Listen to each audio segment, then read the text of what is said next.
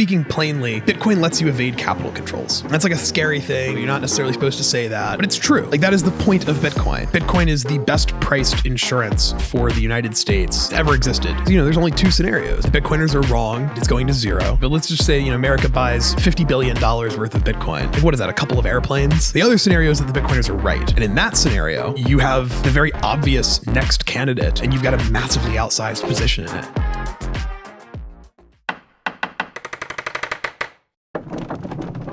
Sup, freaks? Before we get into the show, I just want to send a heartfelt thank you. Thank you for joining us, and ask for one quick thing. Could you like this episode, subscribe to the channel, and if you like the conversation, join us in the comment section. What a week in Austin, Texas, gentlemen. Oh, what a week. Did we do something here? What did we do with this Coinbase de minimis tax exemption? I think it's a big thing that we made some noise this week about it. I think your tweet did a lot of really good stuff. Yeah. You know, and I'm really just honored to be here with the Alex Jones of Bitcoin. Although if I had my way, it'd be the real Alex Jones, but I'll settle for the JV. Hey, we're gonna get Alex here. Yeah, no, I think it was important for the broader Bitcoin community and Bitcoiners generally, particularly in America, to know that this stuff's happening behind the scenes. And I had one source reach out last week, and I was like, okay, this is interesting. Can't really confirm it. And then I had somebody reach out a couple of days ago. So you had multiple independent sources come and tell you this. Yes. Yeah. Yeah. I mean, it's been very interesting to see, you know, you obviously have been a sort of journalist and commentator in Bitcoin for like a decade plus. You know, your incentive to lie, as a lot of people are accusing you of, is very low. Like you already have, you know, a successful podcast, and this isn't my beat. It's not really policy isn't really your beat. Policy is not my beat. The incentive for you just to, like, I guess the accusation from the detractors is that you just woke up on a random morning and said, I'm just going to make shit up about Coinbase to just be a problem. You know, and I find you very credible. And I think, you know, the sort of reluctance to go with something like this until multiple kind of disconnected parties tell you, I think it's a very high degree of confidence that there's a there, and that's true. I will say, you know, the silver lining of Coinbase's response is that they are not only doubling down on your claims being a lie, but, you know, they're doubling down, at least in public, on de minimis being something they care about. And I'm not, to my knowledge, I don't know if there's been, you know, like, for example, we did an open letter from industry members basically telling Congress, hey, after clarity is done, we think the most important thing to work on next is tax treatment for Bitcoin, and making it money, and removing the de minimis or creating a de minimis exemption, and removing taxes and obligations for reporting on everyday transactions. This is a very innocuous letter. You know, we were not, you know, beating the maxi drum. I think we maybe even had language in there about like other digital assets getting a de minimis exemption, trying to build like a big tent, extremely uncontroversial, and Coinbase didn't sign it. You know, and maybe they don't, you know, whatever. I wasn't even aware of that. Yeah. When was this? It was like 2 months ago. Okay. It was like end of last year, early this year. You know, and like now they're all saying, all the executives on Twitter are saying, no, we do in fact care about this. And great. So now we have that sort of on record. And like you showed me this morning, you saw it before I did, but somebody from the Coinbase team responded to Connor, my colleague, who kind of proposed in the wake of all of this and said, okay, why don't we do a joint round table where Coinbase and BPI kind of present a unified front, and we talk to the key members, you know, in a public setting about why de minimis is so important for the future of this country. And they responded this morning and said that they'd do that. So, you know, I guess time will tell, but it will be a lot harder to sort of squirrel away from. I mean, I've read this as a public commitment from Coinbase to championing this cause, you know, after clarity is passed. And so, you know, I think that's more. That is, I was aware of no such commitment from Coinbase prior to this sort of, shit on Twitter. Yeah, So, I didn't know they didn't sign that letter. That was another. Again, this isn't my beat. Okay, No. I mean, I do talk. I've had Connor on. Right.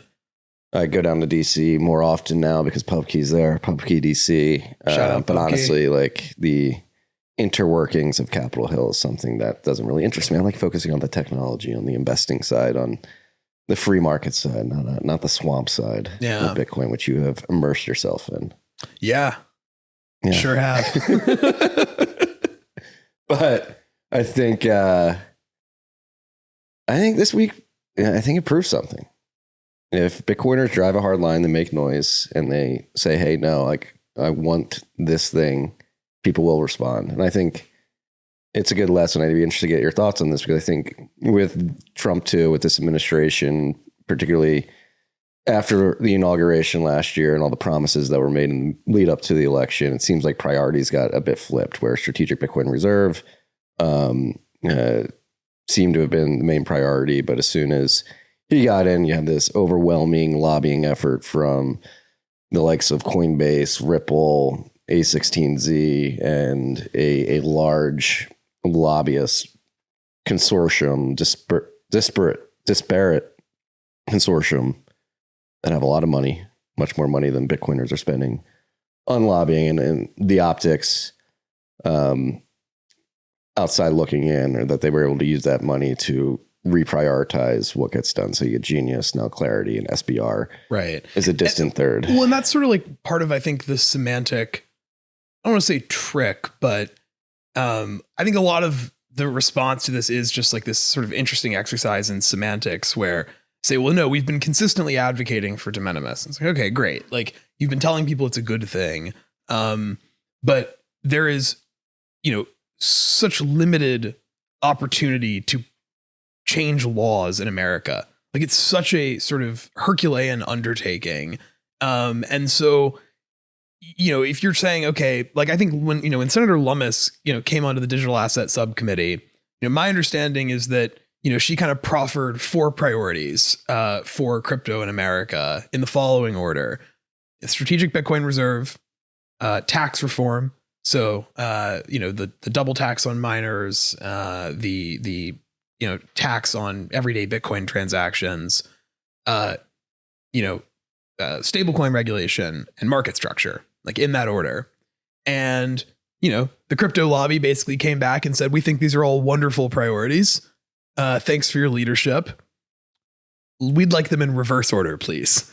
And so I think that's how you get to a situation where, it might not be, it might be true that, Coinbase it's like, Brian was speaking very positively about the SBR. I remember at Davos, he was talking about it. I think Brian, probably, I sort of give Brian in particular the benefit of the doubt on some level. Like, I think, he has running a sprawling empire, and there are so many people working at every discrete vertical within that business. The idea that Brian is sort of heavily involved in managing the day-to-day of the policy operations of Coinbase is, just difficult to believe given how many other things Coinbase is doing. So I kind of chalk a lot of this up to 2 things. I think one is, a degree of like principal agent problem.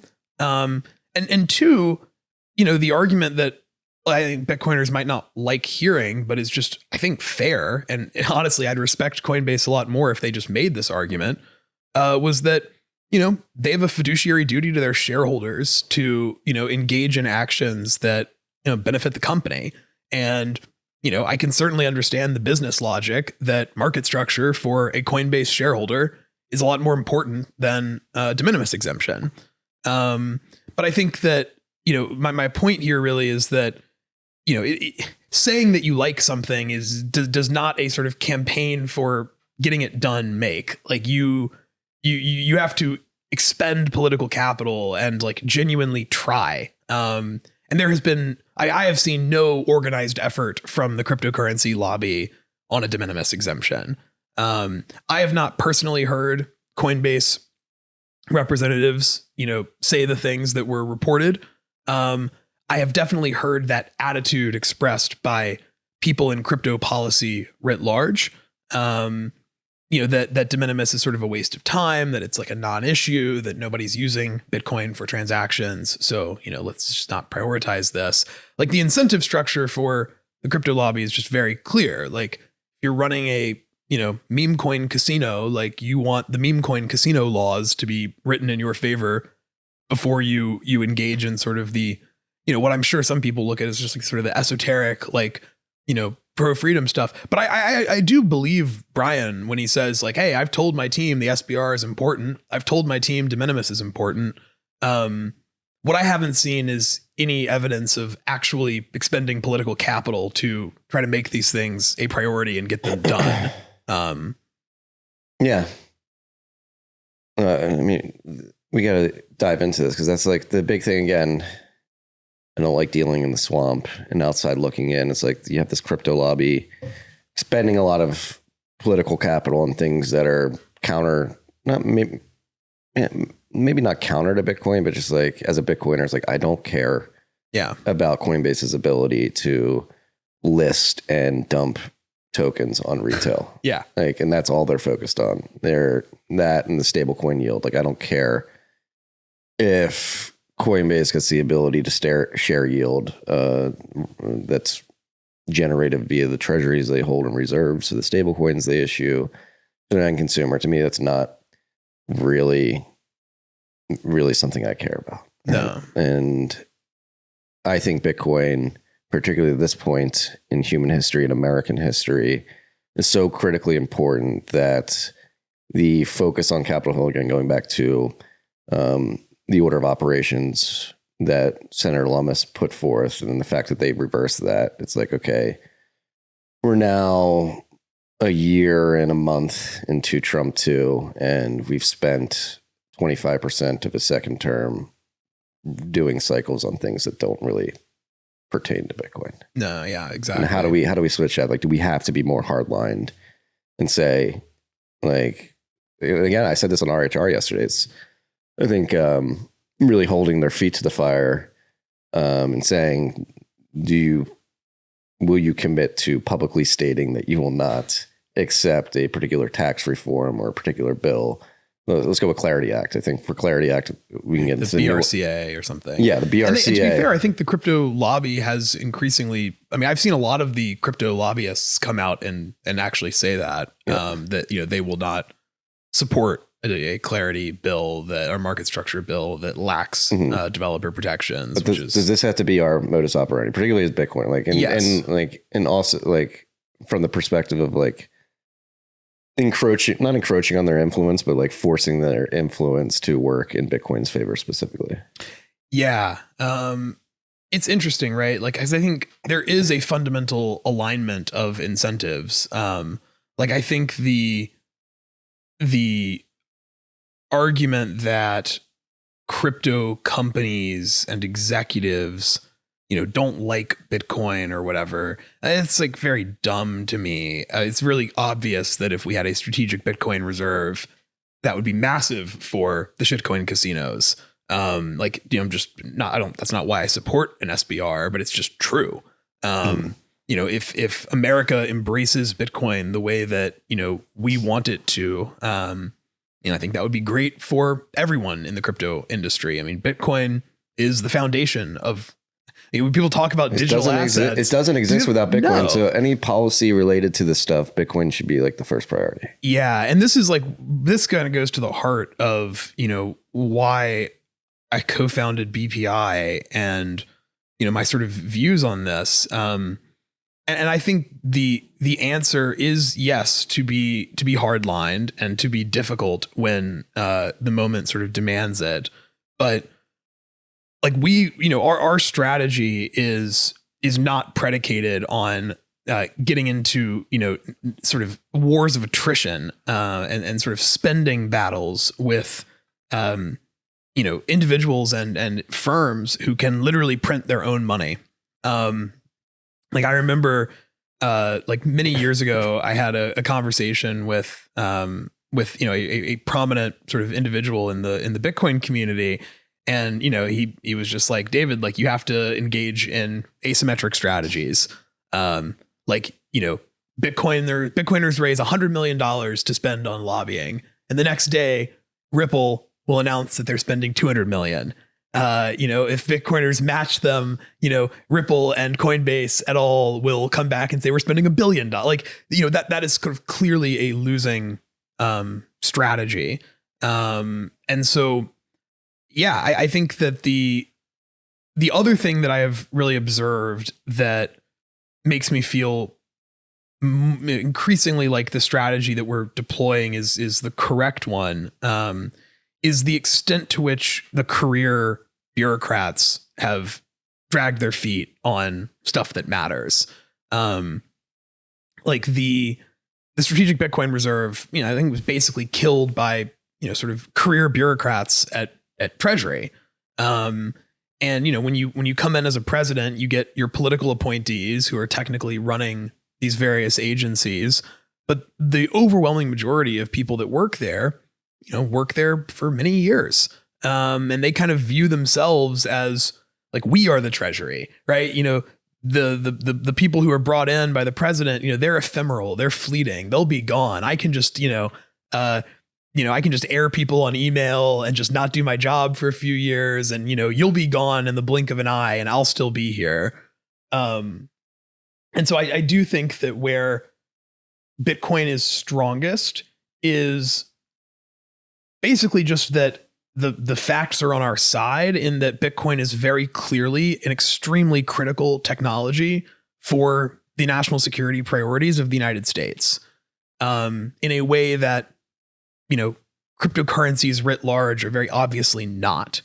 And I think where we have increasingly spent a lot of our focus and energy is on those constituencies, the sort of unelected, basically I'm trying to orange pill the deep state. It's like, that's like sort of the one liner. And maybe that sounds sort of ridiculous, but there are a lot of people who have a lot of power in the US government who are not elected, who you cannot lobby. And so, if you want sort of novel policy that is of geoeconomic consequence, a necessary condition for that is the buy-in of a very small, group of politically insulated, basically, sort of grand strategy and national security people.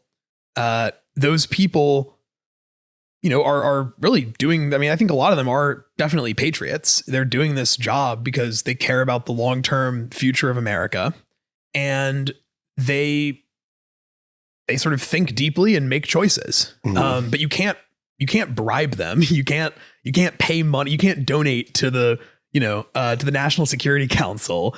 You can't lobby in the traditional sense. You have to genuinely sort of convince these people that Bitcoin is good for America, and that Bitcoin flourishing in America and America embracing Bitcoin is really important for the future of the country, for competition with China, you name it.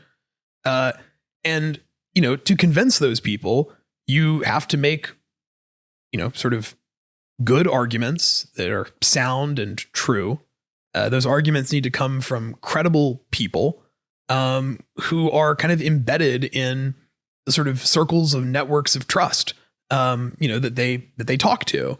And I think BPI is sort of an N of one team with that kind of particular thesis. Like, we are the only organization that has, I think, both the capability and the intent to persuade that constituency that significantly adopting Bitcoin in America is good for the national security interests of the country. And I think if we do that, the results, if we're successful in that front, the results I think will be profound. And I think we will be successful in that front because we are right. And I think that is where Bitcoiners have a huge advantage. Is like the limiting factor on crypto lobbying is like, you can print your own money, you can spend indefinitely. But fucking Solana is not important for the national security interest of the United States. Meme coins are not important. Like these things don't fucking matter. Right? They just don't. And Bitcoin clearly does. We're seeing the emergence of a new sort of independent, neutral monetary layer that is being adopted by, dozens of governments around the world, that is reaching, a crazy market cap. And it's going to play an ever increasing role in sort of geopolitics. And I think the fact that Bitcoin is that consequential to stuff that actually matters, and the fact that it's actually good for America that an open, permissionless, censorship-resistant monetary network exists globally, that's why we will win. And so our strategy is, it might sound a little corny, but our strategy is to just trust that we're right, that the facts are on our side, that if you talk to someone who is not, sort of conflicted and biased, or operating off of a different set of incentives, if you talk to someone whose genuine incentive is what are the best moves we can make on the board to secure the future of this country, you can very easily convince them that Bitcoin is a key part of that story and a key part of that future. And I think with technology policy, it's very obvious, just looking retrospectively, that national security sort of trumps everything. Like, you can have a million reasons why a given policy is a good idea, and if the CIA and the Department of War and the sort of the deep state, IC and NatSec people say this is a huge blunder and it's going to cause us to suffer in our competition with China, all those arguments go out the window. It's like, oh, okay, we won't do that then, and vice versa. Yeah. And so to me, that is our asymmetry, as we cannot print our own money. I don't think the solution to this is for, someone yesterday at the conference was like, what? So do we need to, does Bitcoin need to just donate a ton of money to, lobbying groups? And I'm like, yes and no. I mean, yeah, I think BPI is a great effort, but our strategy is not to outspend Coinbase. That is just a recipe for all of us to waste a lot of money, and we will never win. We'll never outspend Coinbase and Ripple and A16Z. I think where we are operating is a lane that companies can't really operate in. And no amount of white shoe lobbyists and throwing cash around can sufficiently obfuscate the fact that a lot of this stuff's just a house of cards and nonsense. Mm-hmm. So that's our asymmetry, I think, is demonstrating with rigorous, serious analysis that a world where America does things like have a strategic Bitcoin reserve, lead to significantly better outcomes for the long run future of the country than the world where we don't have such policies. And then focusing our advocacy and our education and our efforts on people who don't have mixed incentives, or who at least have clearer incentives, and focusing on people who are actually persuadable. To me, that's the big lesson of the past 14 months, is that a lot of the decision makers are not persuadable in the way you and I would think of the word persuadable. Maybe they're persuadable if you donate enough money to their reelect. Yeah, it's money, not logic. It's exactly. But I think there are a set of stakeholders in the US government who matter a great deal, for whom logic is really the only currency. And so it's just obvious to me that is where Bitcoiners should sort of focus their efforts. So, freaks, this rip was brought to you by our good friends at Bitkey. Bitkey is the hardware wallet that makes Bitcoin easy to use, hard to lose. The 2 or 3 multi-sig. You download the mobile app, you pair it with this hardware device here. You have a key here, one on your mobile app, Block holds one in the cloud. Comes with incredible features, the newest of which is chain code delegation, where you can set up your wallet and you can send and receive Bitcoin from that wallet, as long as you're doing it with your hardware wallet and your mobile wallet. And Block is none the wiser. You get privacy with chain code delegation in privacy mode. You can auto stack using Cash App, Strike, Coinbase, other apps directly to your Bitkey wallet. Easy to set up. If you have friends and family that still have their Bitcoin on the exchange but need to get it off, send them to Bitkey. To pick up a Bitkey, go to bitkey.world. use the code TFTC20 for 20% off your Bitkey. And you can buy one right here. We have one in our YouTube store. You don't have to go anywhere. Just click that link. Use the code TFTC20, 20% off. Pick up a Bitkey. Sup, freaks? Right now, someone with less capital than you is building a better Bitcoin position than you are. They're not smarter. They're not luckier. They're just using this downturn differently. The small minority will quietly make moves that matter. And Unchained wrote a field guide for that small minority. It's called 21 Moves to Make in the Downturn. Inside, you'll learn how to orient your thinking around Bitcoin's long-term properties, the common psychological traps that surface during market downturns, practical accumulation strategies, and ways to optimize your savings, retirement accounts, and idle capital. If you plan to use this downturn instead of watching it pass, go download it at unchained.com/TFTC. That's unchained.com/TFTC. What is, or in your experience, what has been the most effective pitch to this group of people outside the elected officials? And like, what is the broader pitch? Like, if they're listening now, they may be listening. They saw the hoopla about the minimus tax exemption. They say, hey, this guy Marty Ben's got this Bitcoin Policy Institute. Let me check into TFTC. What's the elevator? They're listening pitch now. Yeah. Why Bitcoin? Why focus on it? What is the strategic implications of embracing Bitcoin? I think that an increasingly critical part of, great power competition in the 21st century will be competition for and over critical technology networks, the sort of rails of communications and payments.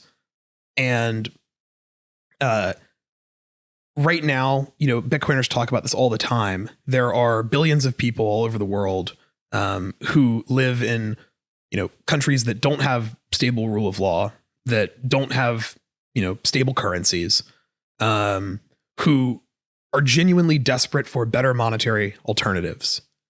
And China is working extremely hard to push people in the global south, in Latin America and Africa, into their sort of authoritarian tech stack. They're saying, hey, we have an incredible digital currency that you can use. Our e-renminbi, the sort of Chinese CBDC. And I think Bitcoin and to a large extent, stable coins as well, are kind of a natural market buffer to the adoption of those technologies.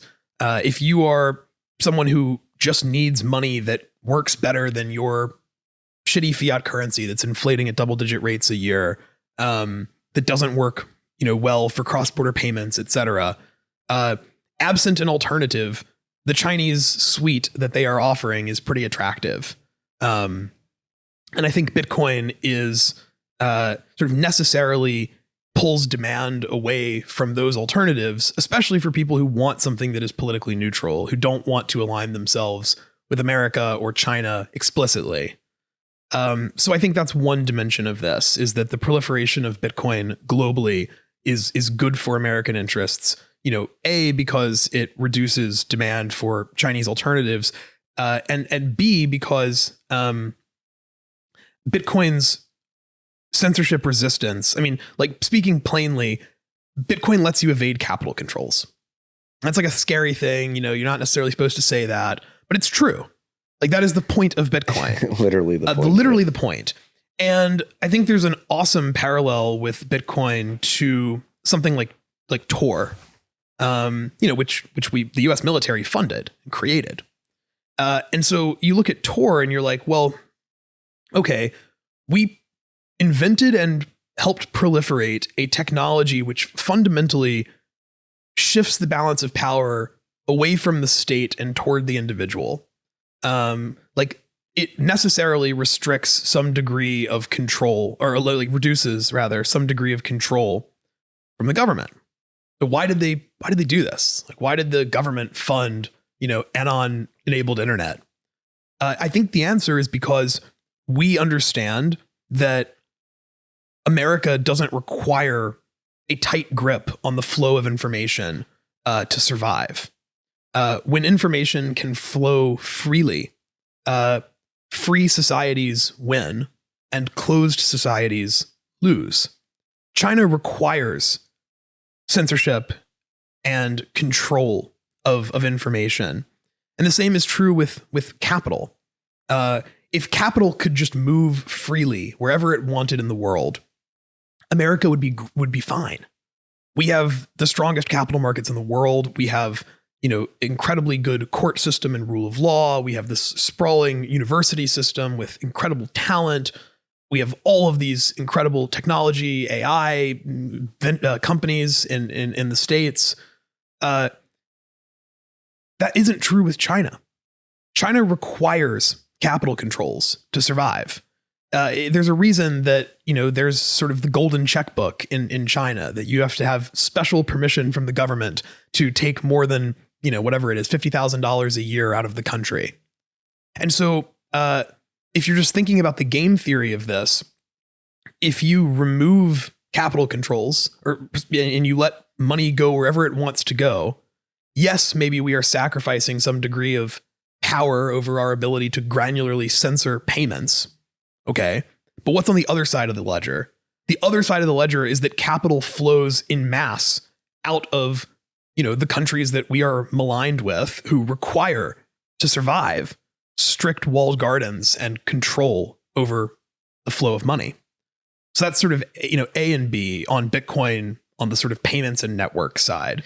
I think that the disruption of capital controls is a net gain for America relative to its adversaries. And the ability for people to opt into a monetary alternative that isn't a Chinese alternative is very good. Then on the monetary sort of store of value side, right now, since the war in Ukraine, we've seen a trend of central banks all over the world, especially those who feel that they face sanctions risk from America, reducing their holdings of treasuries and increasing their holdings of gold. And right now, the distribution of gold around the world is a lot flatter than the distribution of Bitcoin. We have the majority of Bitcoin custodied in America by individuals, by corporations that are domiciled here, and by the government. And so if you imagine over the next, 5, 10, 15 years, that trend continues, that, countries are going to try to adopt a reserve asset that has these properties of gold, but actually works in the 21st century, that you can actually use to evade sanctions, to make payments, whatever. Every dollar that goes into Bitcoin is a economic boom for America. And so it's like, if you create this off ramp where we don't control the network, but we have an outsized position in it relative to our position in gold, every dollar that goes into Bitcoin versus gold just makes America richer. Like if we imagined a Bitcoin standard happened overnight, America would be the wealthiest country in the world. And so sort of the game is already rigged in our favor. And so I think that, a world where Bitcoin kind of replaces gold, a gold sort of function in society, just makes America richer. So that's really the argument, in a nutshell, is that this is technology that does reduce the power of the state, but it embodies our values. And from a global perspective, the more that information and capital can be free, the more America wins, and the more our adversaries, like China, Russia, etc., lose. Sup, freaks? Up next, the Bitcoin Scaling Conference, where Bitcoin developers meet institutional capital, is coming to New York next month. Join Bitcoiners from Blockstream, Chaincode, Brink, and more at the Can't Miss Summit at the intersection of Bitcoin tech and finance. This conference has one of the best signal-to-noise ratios, and that's why I'll be joining Blockspace's third annual Bitcoin Tech Conference on April 16th at the New York Times Center in Midtown Manhattan. There's only room for 200 attendees, and they've already sold more than 100 tickets of their open spots. So you've only got a few weeks to get your travel plans in order for New York. With the ticket, you get access to the best programming in Bitcoin tech, from BitVM to BitChat, catered lunch, and access to the Pubkey after party. Wearing the hat, Pubkey after party. Up next is where builders meet capital, founders find funding, and companies source top talent. Plus, meet institutional investors and developers from BlackRock, H.C. Wainwright, and Bitcoin Infrastructure Corp. If you're at a venture fund or another finance firm, this is the event to learn more about the quantum computing, bleeding edge Bitcoin tech, and topics that will define Bitcoin's futures. Go to OPNEXT.dev for tickets and use the code TFTC to get 25% off a general admission or VIP ticket to the event. Again, that's OPNEXT.dev, code TFTC for 25% off a ticket. I'll see you there. What's up, freaks? This rip is brought to you by our good friends at Silent. Silent creates everyday Faraday gear that protects your hardware. We're in Bitcoin. We have a lot of hardware that we need to secure. Your wallet emits signals that can leave you vulnerable. You want to pick up Silent's gear, put your hardware in that. I have a tap signer right here. I got the Silent card holder, replaced my wallet. I was using Ridge Wallet because it's secured against RFID signal jacking. Silent, the card holder, does the same thing. It's much sleeker, fits in my pocket much easier. I also have the Faraday phone sleeve, which you can put a hardware wallet in. We're actually using it for our keys at the house too. There's been a lot of robberies. They have essential Faraday slings, Faraday backpacks. It's a Bitcoin company. They're running on a Bitcoin standard. They have a Bitcoin treasury. They accept Bitcoin via Strike. So go to slnt.com/TFTC to get 15% off anything, or simply just use the code TFTC when shopping at slnt.com. Patented technology, special operations approved. It has free shipping as well. So go check it out. Couple of things, just like thinking, riffing off that too. I mean, it is, and I guess that's the hardest part of your job, is convincing the state that, like, hey, you need to reduce some of the power you have, particularly over these capital markets. But it's, and obviously Satoshi was explicit about this, like, hey, government, central banks, proven time and time again throughout history, they cannot be trusted with access to the money printer. They will debase it. They will issue it out in waves of credit, and the little man gets, the common man gets the shit end of the stick at the end of the day. And that's the thing. Like, I mean, what you just said was, I completely agree with. Like, Bitcoin, if it were to succeed here in the United States, it would, due to the outsized position that individuals, businesses, and the government have in the network, like, it would benefit us massively at the detriment of our perceived geopolitical adversaries. And again, that's just like only one aspect. And like domestically, and this is another thing for the government to admit, but $39 trillion in debt now. I think we're at 38.8, maybe 39 in the next month or two, especially if this war continues to rage on. It seems like that number is going to go up quicker than it was only a few months ago. Inflation is going to begin rearing its head again.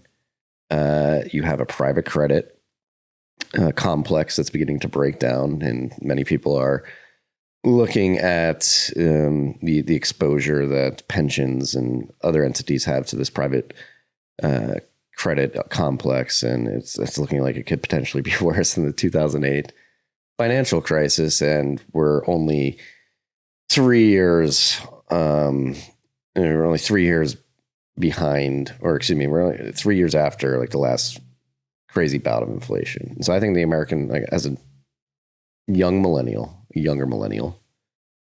who was 10 when 9/11 happened, was 17 when the great financial crisis happened, had a bit of a reprieve there, and then COVID happens. You have lockdowns, the inflation, the economic crisis, and now here we are only like 4 years after that, and boom, we've got war and another pending liquidity crisis on the horizon. The American citizen, the common man, has been beaten down time and time again throughout my life. And Bitcoin is an off-ramp. If you are going to print money, if you're going to go to war, if you're going to tax us out the ass, the least you can do is let the individual make the conscious decision via their own volition to adopt a better money. Well, and even if that's true, but even if, you imagine that, you're just the state, and you're just thinking about your own book, right? Maybe you're not thinking granularly about, the average, American per se. You're thinking on a more macro level.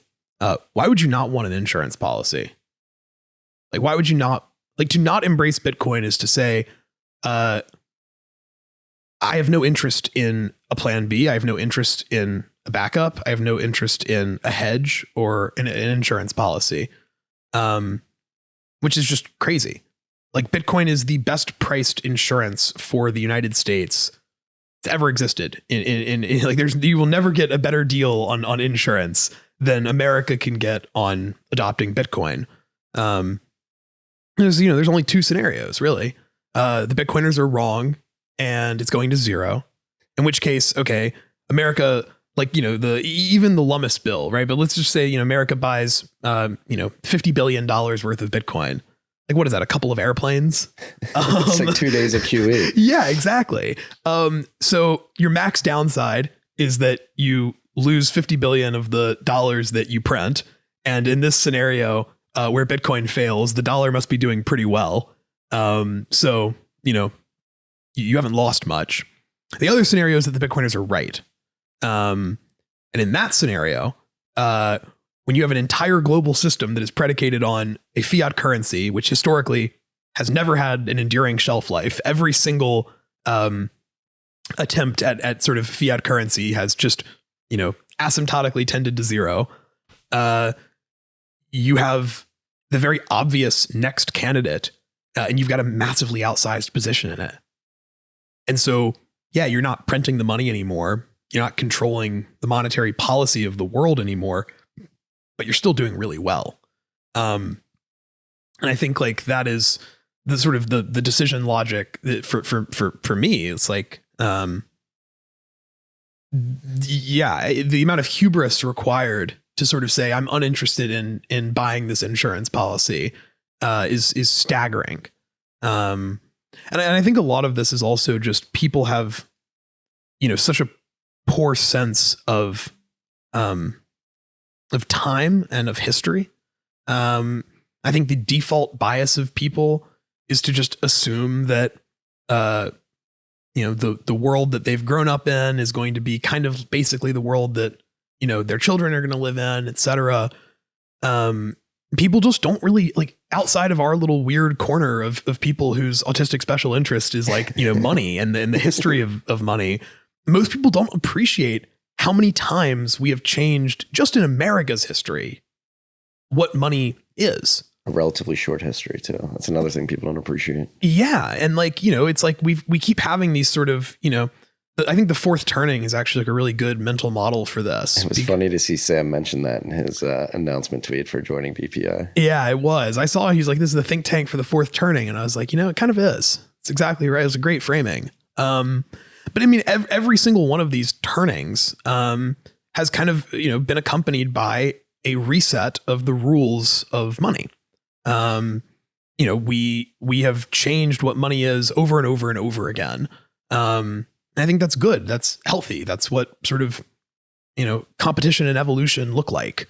But for some reason, when you tell people, hey, I think the rules of the monetary system are going to get rewritten again, it's like you to most people you sound like a conspiracy theorist. Either that or like you just kicked their dog. Yeah, like or you just kicked their dog, and it's like, well, wait, we completely changed the rules of the money in 1971. We completely changed the rules of money after the Civil War. We completely changed the rules of money, after the American Revolution. World War II. Yeah, like we have re-architected the global financial system over and over again. And so it is, I would say the conspiracy theorist is the one who says, no, it's just going to stay like this forever. Like that is the view that is just completely, maligned with empirical reality. Yet somehow the sort of collective, the popular view is that the Bitcoiners are the conspiracy theorists, that you're the Alex Jones of or whatever. Yeah. And it's just really strange. Like it's weird how radical of a proposition how radically this proposition is viewed by so many people, that like, hey, nothing lasts forever. The system that we've created has negative externalities that will eventually cause it to kind of collapse in on itself and require something new. And hey, if you don't believe me, look to history because that's happened over and over and over again. And somehow that's the conspiratorial take. And the sort of approved, like, normie, like technically, the sort of the smart person, like, IYI take is like, no, like this is the end of history. This system that we've constructed is perfect. And, maybe it needs tweaking on the margins and sort of incremental improvement.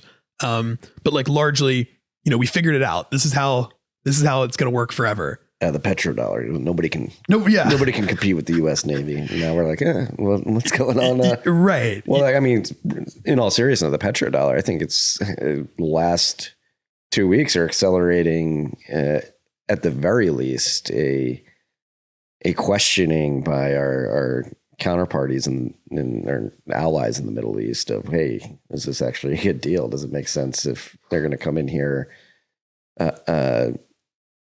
bomb Iran, and then Iran's going to retaliate by bombing us? Like, is that in our best interest? Does it make sense to continue to funnel the excess the excess profits of our oil and gas revenues into U.S. financial markets? I think a consortium of Middle Eastern states have come out with a consolidated message saying, hey, we're questioning this as we speak right now. Yeah. I mean, it's just never been more intuitively obvious to me that a digitally native, fundamentally neutral like money is clearly where the world is heading. Yeah. Like I think the sort of unipolar moment is very obviously like over. Done. It's not coming back. At least not for a long time, or barring some significant exogenous shock. I wouldn't say it's impossible. You could sort of construct a number of scenarios where we just snap back into the Pax Americana. Like, for example, imagine we have a fundamental breakthrough in physics that comes out of, You've been talking to Pines too much. Yeah, well, it's true. It's just also true. But imagine we have like a fundamental breakthrough in physics, and then all of a sudden it's like, hey, we have this step function, advancement in our capabilities, and we're just like mogging all of the world now. Like, I wouldn't write it off, but I also wouldn't bet on it. Like, I think all signs point to, an increasingly fractured and multipolar like world. And I think there will be an increasing premium that is paid on neutrality. And I think like this was the thesis for Dubai in a lot of ways. And now that illusion has kind of been shattered. Right? I think the reason that Dubai, like their whole plan was to sort of position them, which I think was really smart, to position themselves as Singapore of the Middle East. Yeah. Or like the Switzerland of the, of the modern era. Like, we are going to be this kind of neutral place where, a guy from Shanghai or a guy from like Beijing, London, and America, and Tehran can come to a table and make a deal, and do business and be safe. And obviously the recent events, I think, have really shattered that illusion. Like Dubai's whole narrative was, we are kind of, we're the place that you want to go, during the fourth turning and the crisis. Like, okay. And so, people bought real estate in Dubai on the same thesis. Well, I think that sort of illusion is now shattered. So, it's very clear that the task of creating a place where you can store value that is independent of the politics, that is independent of, that sort of lacks counterparty risk. Like, it's actually a really hard task. Like, even if you're not thinking about this from Bitcoin or from the money, if your entire thesis is, I need to have value parked somewhere where I'm not making a proxy bet on the hegemony of like one particular country or set of alliances, like, there just aren't enough options. Like, Bitcoin is kind of the only thing that you have to move it to the digital. You kind of have to move it into the digital realm. Especially with asymmetric drone warfare becoming more acceleratingly apparent that, hey, like real estate in Dubai, real estate anywhere, businesses anywhere, infrastructure anywhere. Like, the risk is, until we get to a more peaceful state, the risk is just too high. And so, this is sort of like, I would always laugh when I would see people kind of say, oh, the strategic Bitcoin reserve is a bailout. It's an attempt to, enrich the holders of Bitcoin. Like, I think the holders of Bitcoin are doing pretty well. I think the the fundamental kind of misunderstanding of that argument is the sort of the direction of the status quo. Like, absent intervention, the US government never said the word Bitcoin again, never did anything relating to Bitcoin again. Like, Bitcoin is still going to go to, it's still going to kind of continue on its monetization. Like, I think that is, with some, acknowledgement of sort of low probability risks, like, I think it's a generally safe bet to make that in 10 years, Bitcoin will be a lot more valuable. More and more people will use it. More and more governments will hold it. Like, I would not want to take the other side of the debate that Bitcoin will play an increasingly relevant role in the global economy. So that's like that's a settled question to me. The only question is, do we want to sort of dominate that process? Do we want to set up America to be the greatest beneficiary of that shift?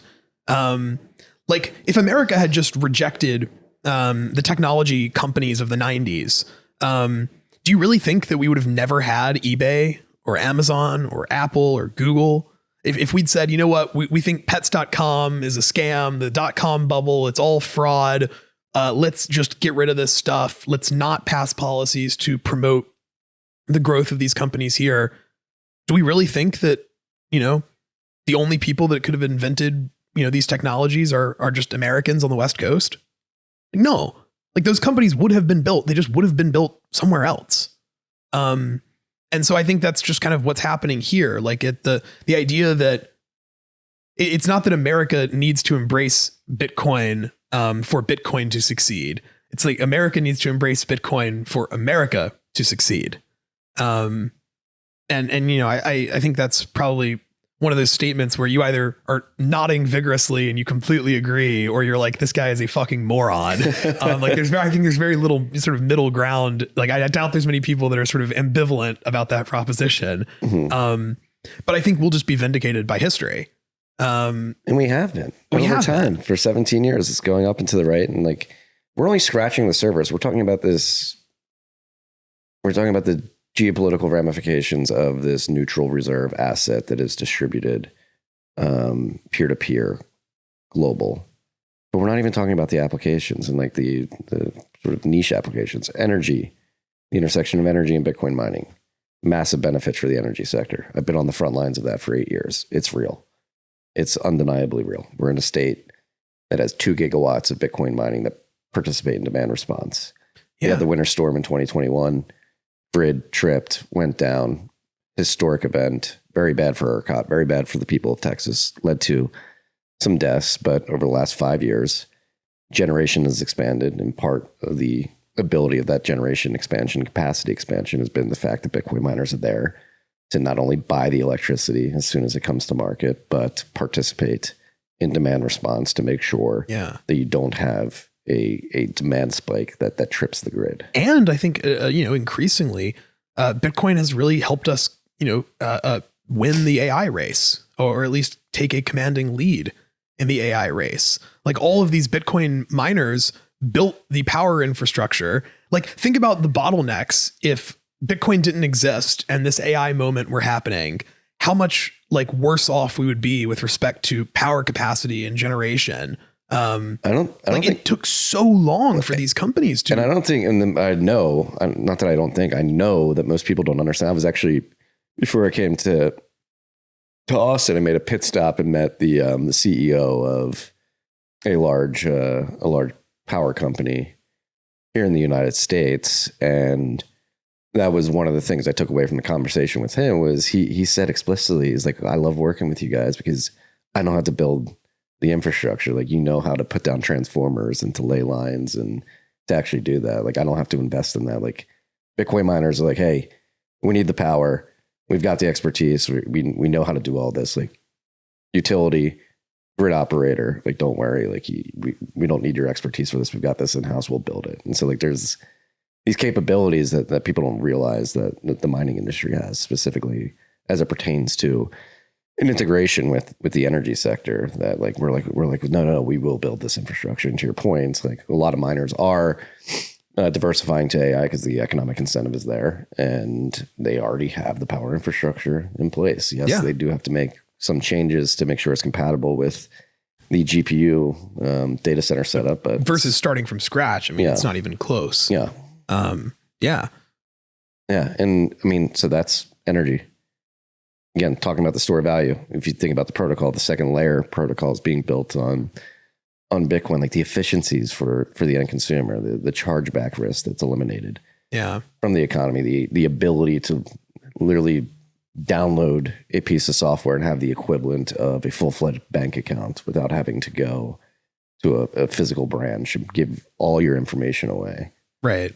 The ability to send payments without going through Swift or the Visa MasterCard with all their interchange fees. Like the benefits for small, medium-sized businesses who, again, are being squeezed by inflation to save 2 to 3% of their revenue year in, year out. That's going to have compounding wealth effects for the economy. Yeah. And then the agent stuff. Yeah. It's just crazy.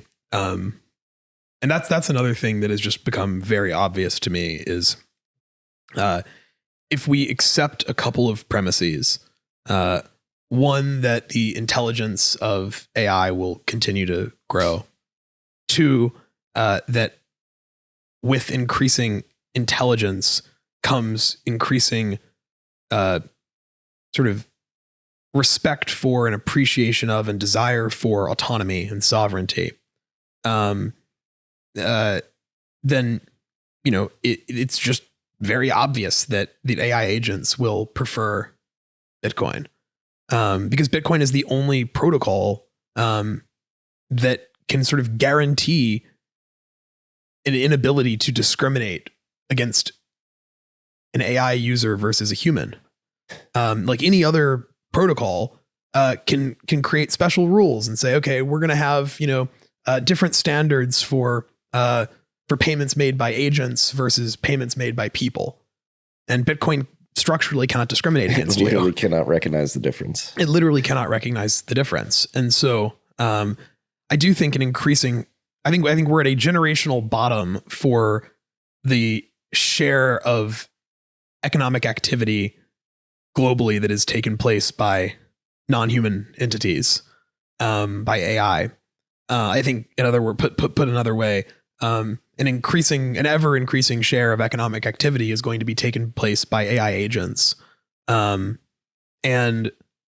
I'm so bullish on AI agents adopting Bitcoin because the Bitcoiners have just stacked the training data.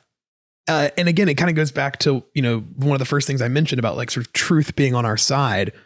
If you actually compare the arguments for and against Bitcoin, it's not even close.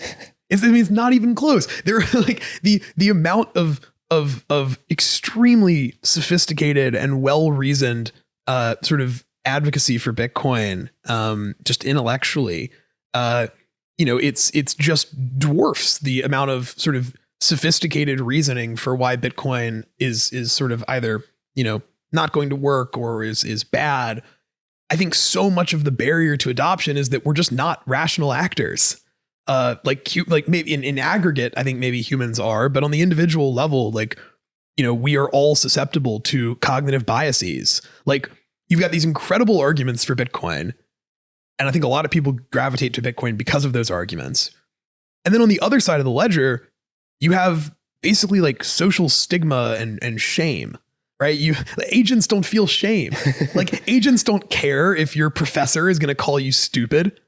Agents don't care if your friends are going to think you're crazy. Like I think a lot of the reason that Bitcoin adoption is not higher among humans is that we suffer from cognitive biases. We are not just like sort of utility calculators. And, if you're giving these arguments to a sort of neutral arbiter who is just going to judge the arguments on their merits, and sort of apply a strictly like just logical framework to evaluating the choice of what money to use, it's very obvious to me that is an environment where Bitcoin thrives. Because, the AI agents do not suffer from the sort of pitfalls in human adoption. And so I think that's another reason America needs to embrace Bitcoin. Is if, even if we are, the home of the frontier labs that are shipping these models and sort of increasingly commodifying, or commoditizing rather, intelligence, it'd be a real shame if all of that, value was being kind of moved around. Like if the transactions that these agents are engaging in are accruing value to, like what if the agents decide, hey, we're going to use the yuan for our payments? Like that would be awful. And I think that they're going to use Bitcoin. We've put out research that, sort of plenty of flaws and sort of ways you could nitpick it, but I think directionally demonstrates that at least the current model weights, I don't know if you could really, like, we call them preferences. I think there's a, legitimate semantic critique of that word. But without going into that rabbit hole, it's like pretty clear to me that the training data is very biased toward Bitcoin, and that I just believe the arguments are so stacked in favor of Bitcoin. And so when you have people that can evaluate, or not people, when you have intelligence that can evaluate arguments just on the merits, like Bitcoin just mogs. Yeah. And so, well, it's funny because I was talking to Corallo about your research paper, this particular research paper, and you made a good point. Like these models are trained on data, and so they're trained on a corpus of text on the internet. And like in a roundabout way, it highlights how prescient Bitcoiners were, because we've been writing content about the machine payable web and the agentic economy using Bitcoin payments for, machine payable web goes back 11 years. L402 really brought the idea of like, hey, and this was 4 or 5 years ago, like seeing into the future, people were working on AI. The concept of an AI agent at the time was a bit obscure to most, but there was enough people in our industry who were like, no, this is like, it seems like we follow the trend. This is going to happen. They're going to need a wallet, like Bitcoin's native digital currency.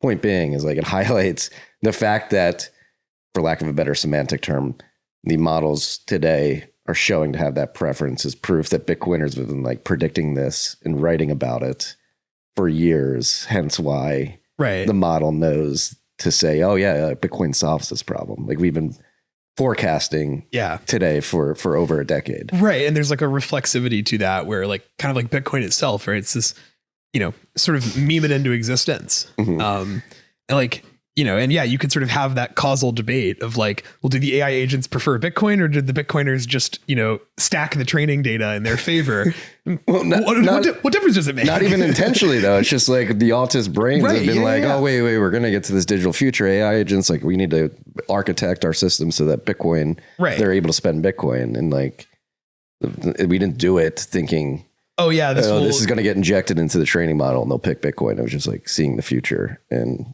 articulating it clearly. Yeah. So yeah, no, I'm excited to do more research on that.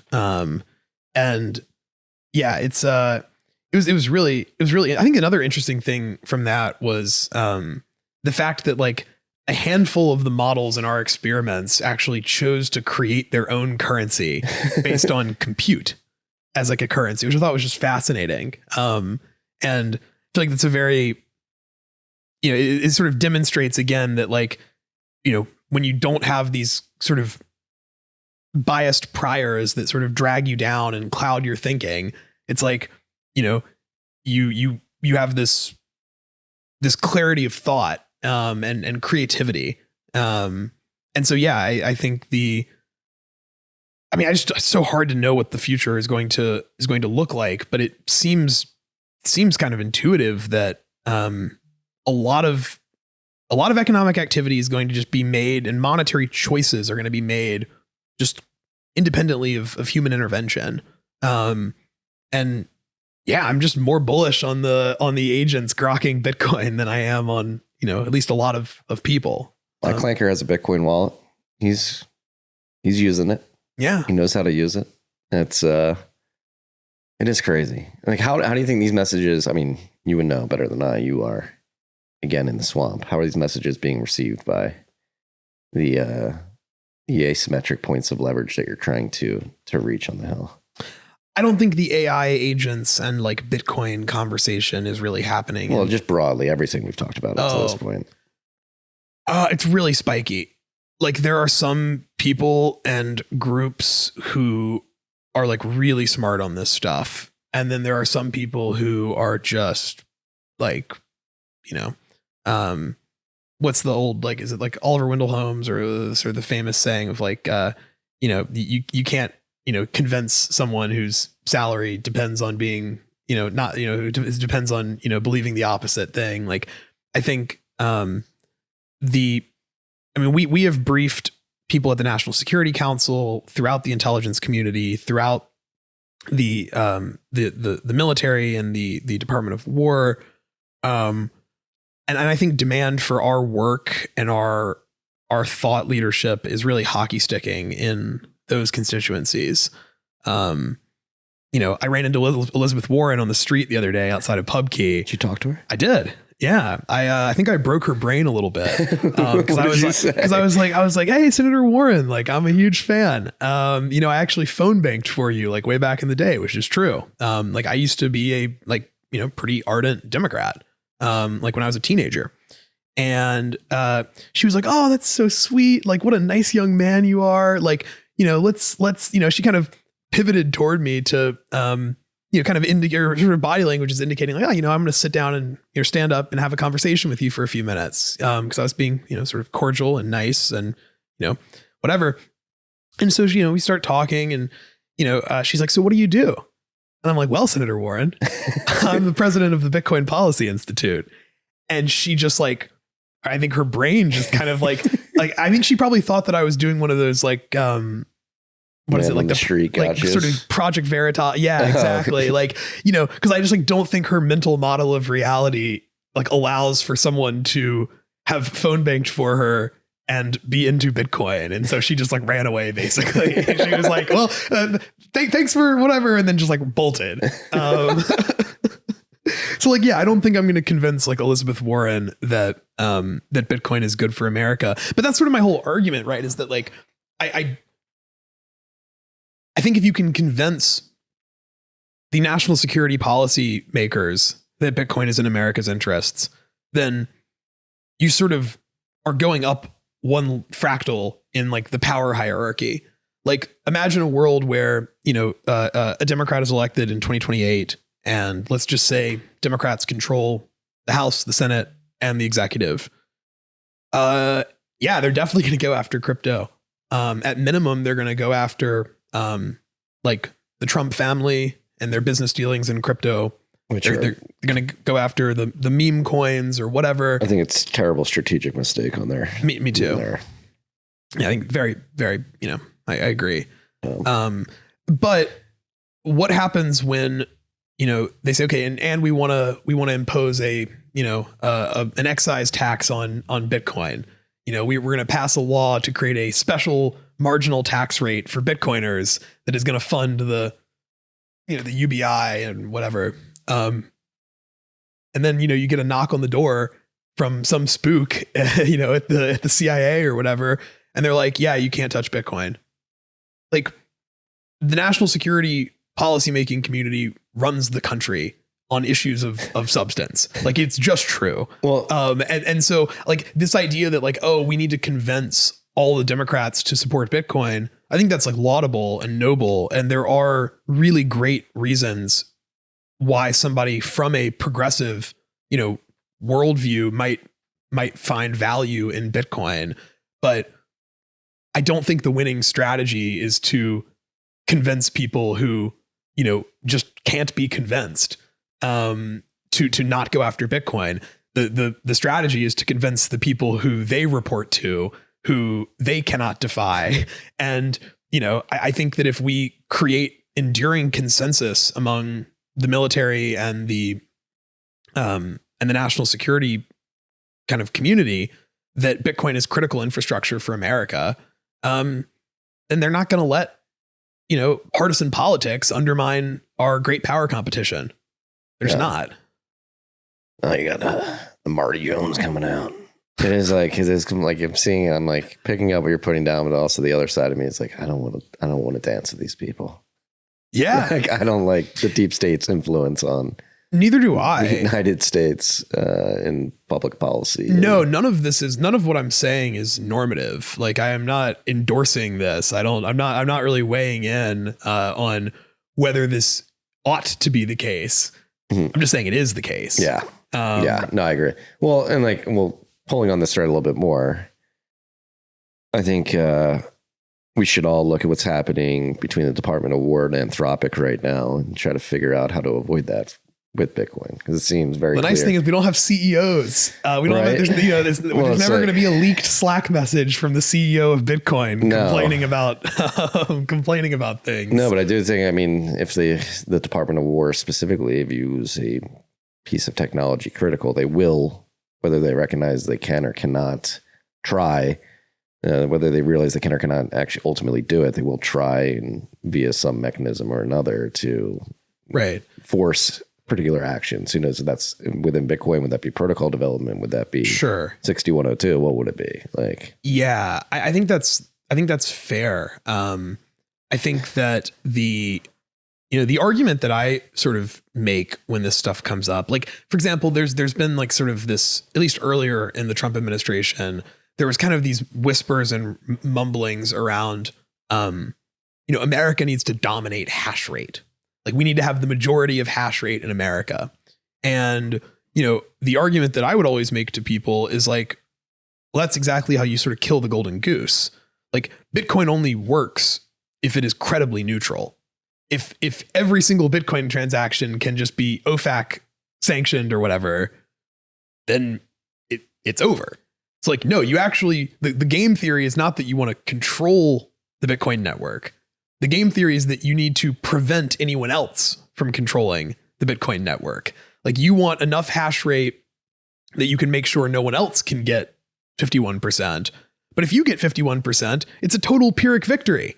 You're now the king of something that is, like worthless, basically. And so I think with Anthropic, it was such a fundamental question of like control, because someone is controlling, right? It's either Dario or the government. And so it's this very kind of like zero sum, like, who are we going to give power to? And Bitcoin is not really easily controllable. And so it's like, there's less of a joystick to sort of fight over. And I do think that, I'm not saying that Bitcoin is sort of immune from, efforts to control it by like the deep state or whatever. In fact, I think that's, it's kind of exactly what Satoshi said when Gavin was like, hey, I'm going to the CIA, and Satoshi just, bounces. He's like, I'm out. I'm out. See ya. I think that was way more true when Bitcoin was like, a few dollars. A few years old. The argument that it needed to, stay under the radar as long as possible, like the whole, sort of WikiLeaks thing of like, this is actually like Satoshi being like, all the Bitcoiners at the time being like, this is so sick, WikiLeaks is using Bitcoin, and Satoshi's like, guys, that's a bad idea. Like, I don't think we want our first kind of debut on the scene to be, this. It's too nascent. It's too vulnerable. And I think my response, I was talking to somebody at the SNI dinner about this last night. And shout out to the Satoshi Nakamoto Institute. Shout out the original Bitcoin think tank. We'll forever be in their shadow. What can you do? But shout out Pierre and Goldstein and the crew. Somebody was asking like, well, don't you think there's some risk in kind of calling attention to Bitcoin among these people? And it's like, okay, well, you're very bullish on Bitcoin, right? Like you think that Bitcoin's going to flip gold. You said that earlier in this conversation, not you, but this guy I was talking to, he said that earlier in this conversation. It's like, yeah, I do. So I think Bitcoin's going to $1 million or whatever. Like, okay. So you think that the fucking US intelligence agencies are going to be unaware of a $30 trillion asset and technology network? Like, I think there's a certain point where the conversation about crypto writ large, like that ship has just sailed. And people in these positions of power are being tasked with thinking about what is our strategy on Bitcoin going to be. And And I can't guarantee that they're going to come to the right conclusions or do the right things, but it seems obvious to me that making an attempt to inform these people of the arguments for Bitcoin, and trying to kind of participate, is probably is on balance better than just, not engaging at all. But I mean, look, I do think that there are serious risks that come from this next chapter of Bitcoin. What do you think? Well, I think that I think there are a couple of things that I see as risks. One is sort of just related to custody. I am very worried, one, on a sort of technical level, that Bitcoin just, at least on, L1, just doesn't scale to 8 billion people.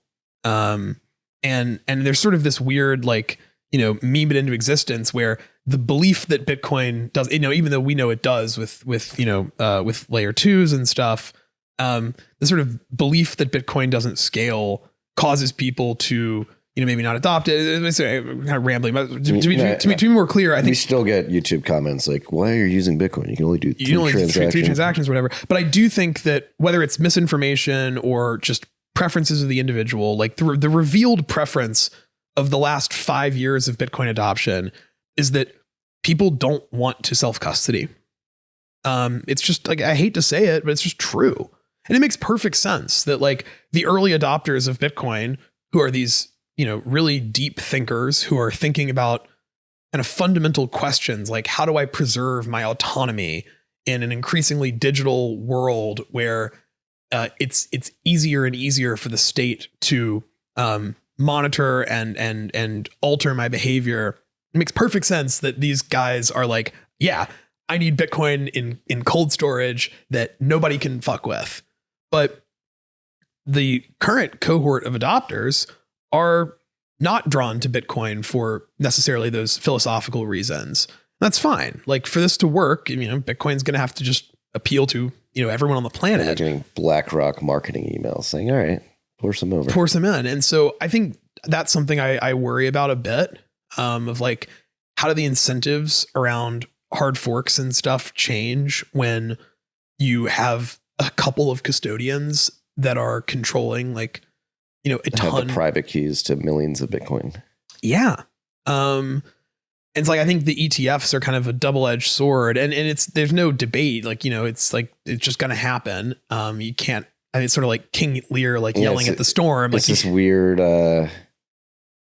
like, conflicting emotion because it's the most popular ETF launch of all time, but it's also leading to. It's also the most popular ETF launch of all time. And yeah. And like, that is like, I just, that gives me some pause. But I don't know. I mean, like, I think Bitcoin is not without tail risk.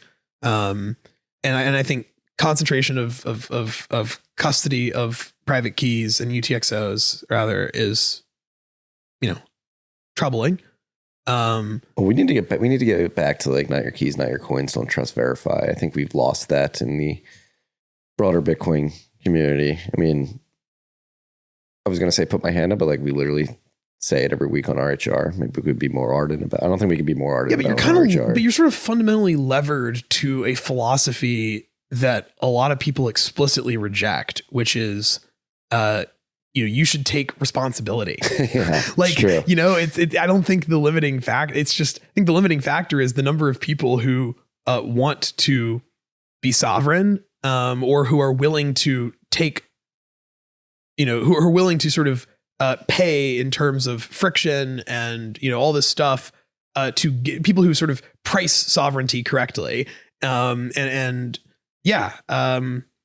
Like, you can yell at someone until you're blue in the face that they're better off if they, self-custody their Bitcoin, and they're gonna be like, yeah, I don't know. I'd rather just Larry Fink hold on to it for me. I don't want that level of responsibility. Shut up, nerd. Don't care. Shut up, nerd. Don't care. I'm going to let BlackRock, hold my money. Like, what are you talking? You want me to write stuff down on a bunch of washers and bury it in my back? You're like, what do you think you are? And so, yeah, I think you're right. Like, I do think the the marketing around self-custody, can be improved. And, talking about like, the S&I dinner and stuff, and like these early Bitcoiners who were really laying the kind of mimetic framework for how we would talk about Bitcoin and how people would come to understand Bitcoin. I do think that if the self-custody argument is limited to, you're not truly sovereign unless you self-custody, then your TAM of self-custody is not 8 billion people. The TAM of self-custody is the set of 8 billion people who value sovereignty, who actually not just say they value it, but are willing to make trade-offs in exchange for sovereignty. And I'm bearish on that as like a TAM. So I don't know what the argument is to persuade people to self-custody. I don't know whether it's, just UX improvements and stuff. I will say like Bitkey, for example, I feel like was a nice step forward in that. Like I had several normie friends, I got Bitkeys for them, and, they all sort of were people that were like sort of turned off by the traditional hardware wallet and like putting a seed phrase somewhere. And so I think Bitkey is kind of a step in the right direction. Like I think a grandma could set up a Bitkey, but I don't know. Easy to use, hard to lose. That's the, we may, instead of making it sovereign, it's cool. You can go back to like, shut up, nerd. It's like, flip it. Like, no, you're not cool if you. Yeah. If you oh, you have IBIT. Oh, you're a boomer. Yeah. You're a boomer. Interesting. Yeah. Yeah. Curious. Yeah. Yeah. Yeah. But yeah, I think that is something that concerns me, about the future of Bitcoin. I also think that, something I think about a lot as well is like, there's a world where the effort to make America extremely pro Bitcoin backfires, and it gets seen as such an American technology that, it stops being money for enemies in their head. Like people don't want to adopt Bitcoin because they feel like it's strategy could be another example of that. Like so it's kind of this delicate balance of like, you want America to embrace Bitcoin maybe a little more than it has, but you don't want it to, embrace it so much that it, it hurts Bitcoin's brand as something that is sort of, uncorrelated to the sovereign and truly neutral. So we need, hey, citizens outside the United States, not United States, citizens of the world outside the United States, you need to step up your game, begin lobbying your governments harder. Yeah. They need a BPI China or like a BPI, whatever. Probably won't get a BPI China. Probably won't get a BPI China. Let's get for like Brazil. It's a much harder for like larger population. Much harder argument for them to make. Yeah, but like sort of the meme aside, like totally. Like I've been sort of encouraged by this. Like we started BPI. I mean, I remember I met you in 2021 in Austin, actually, like some like sort of cocktail hour, like party thing on the rooftop. No, was that Nashville or Austin? I think it was Nashville. Maybe it was Nashville. It was Nashville. We're smoking cigarettes on a roof. In Nashville. Yeah, and like I feel like the sort of Bitcoin. It was when I was driving down. I remember I made a pit stop in Nashville. Yeah. And that's when we met. You've aged a lot, sir. Yeah. Is this job aging? You had such a baby face. You were so full of life. Not that you're not full of life. But, no, it's definitely aged me. I'm kidding. But yeah, like I remember talking to so many people about this idea for BPI, and I would say like the general, like the two common responses that I got were sort of like, big bro, like sort of like, oh yeah, okay, like have fun doing that, like that's just sort of silly, whatever. And then like people that were like, this is fucking retarded, and like I think I was the latter. I think you were definitely the latter at first. Like this is just fucking stupid. I was like, don't engage, whatever. And I think you could look at like the past, whatever 2 or 3 years and say, oh, it's been a failure, and nothing's come of this and whatever. It's like if I rewound the clock to 2021 and said, in 4 years, there's going to be an executive order from the president of the United States to establish a strategic Bitcoin reserve. There's going to be a bill that gets, 10% of the US Senate behind it to buy up 5% of the supply. Like that would be unbelievable. You would be like, oh, wow, like this is not just someone who has like sort of a bad idea. This is like a fundamentally delusional person. Like this is someone who is sort of in like a schizophrenic, having a schizophrenic episode.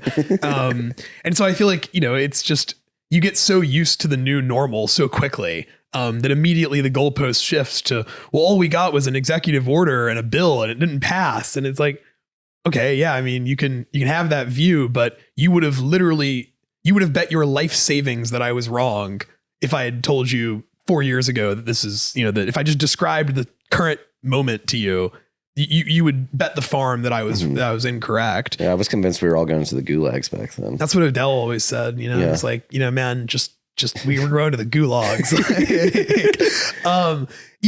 And now I think we have sort of demonstrated that you don't need to spend hundreds of millions of dollars to lobby the government, that if you do make an earnest attempt to meet people where they are and talk to them about Bitcoin in language that they are accustomed to, that is cognizant of their objectives and priorities and their values, that you can really make a big impact. And, I've started to see over the last year, like all these other Bitcoin policy organizations like spring up all over the world. And, a bunch of them are like Bitcoin Policy Institute, whatever country. UK. I was in one of the. Well, I think they're like Bitcoin Policy UK. There's a bunch of BPIs, and like I have two minds about this, because on the one hand, I'm like, we have to defend our trademark, unfortunately. So like, please don't call yourself that because you're not affiliated with us. But that aside, like it's really awesome. It's really inspiring. Like I think a lot of people, Bitcoiners all over the world, have seen what we are doing in America and done exactly what you were just calling on the listeners to do, and like, create, organizations and advocacy groups and grassroots efforts. Like I think there is, I think we kind of helped kick off this trend of Bitcoiners realizing that they can have influence and agency, and it's not that the state is just this thing that does stuff to you and you sit there and just, take it. Thank you, sir. May I have another? Yeah, that you could exactly like that you can actually, engage in the political process. And so, yeah, I hope more people around the world do what BPI is doing with their respective governments. Yeah. And say, hey, are we really going to let America win? In they've been dominating us forever. Like, are we really going to let them win the Bitcoin race?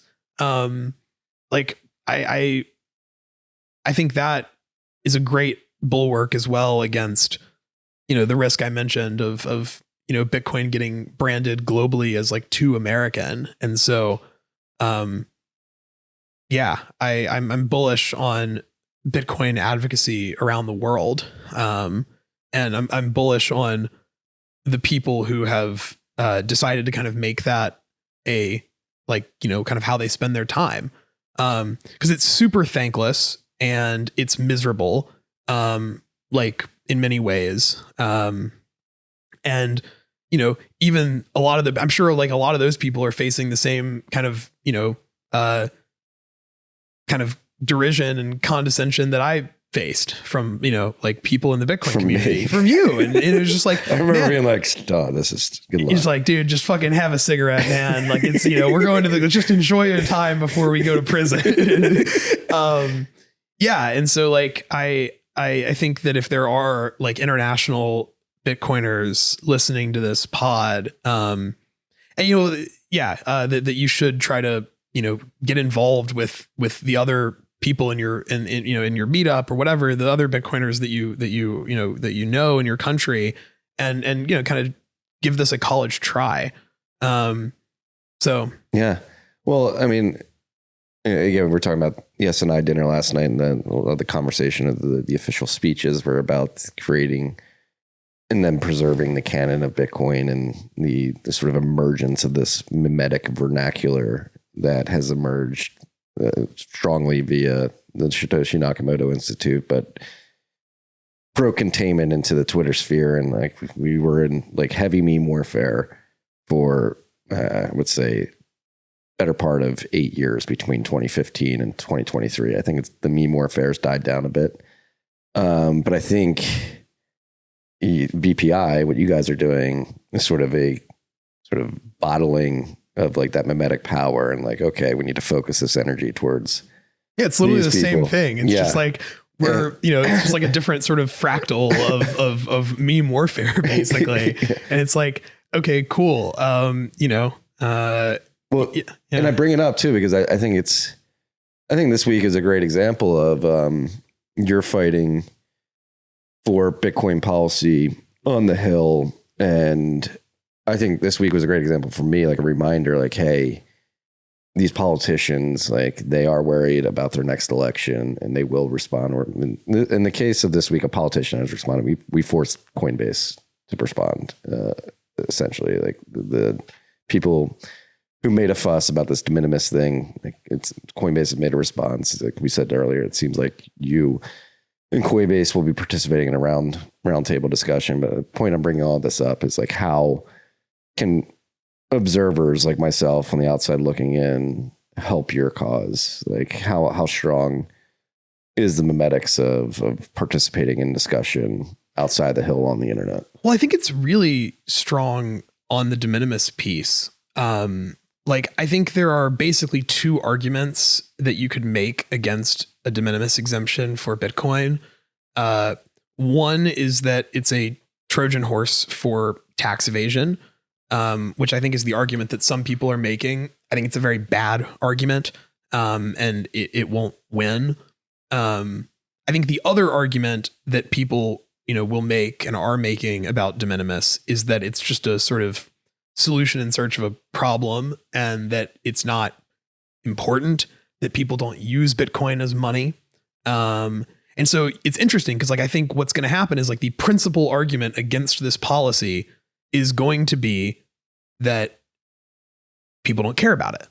Why should the government spend time and effort and all this stuff, for something that people are not using as money? And so it's weird. It's like, okay, if Joe Schmo from Arkansas calls their congressman and says, here's what I think about the war in Iran, it's like, all right, man, like, thanks for your call. Like, have a good day. But this is an interesting thing where like the very act of that phone call or email to your elected official is actually like in and of itself, the evidence against what I think the main argument against de minimis will be. And it's one of those rare moments where I actually think there's a ton of value in reaching out to your elected official, because all they're trying to do is understand just ground truth. Like, is this real? Are people really using Bitcoin as money? Or is this just like BPI and Bitcoin organizations, telling us that people are using Bitcoin as money?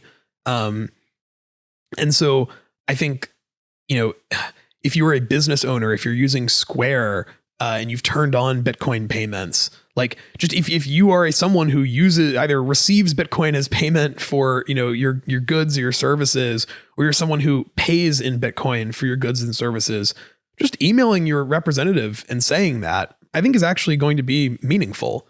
And Janessa Lopez, who runs Bitcoin policy for Block, tweeted out again yesterday a link that they have. I think it's Bitcoin is money, or BTC is money. BTC is money.xyz.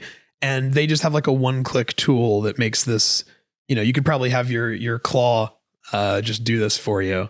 It's just like a drop down. You put your zip code. It tells you kind of who your elected officials are, and it just auto generates a message that you can send them. Hey, can you go to btcismoney.xyz and I want you to send an email using your agentmail.to account on my behalf, my local representative, please. Thank you. All right, he's on it. All right. He's on it. Incredible. So I think that's one thing. I will say, I think donating to the Bitcoin Policy Institute is, important. We like we sort of exist only because of the generosity of Bitcoiners.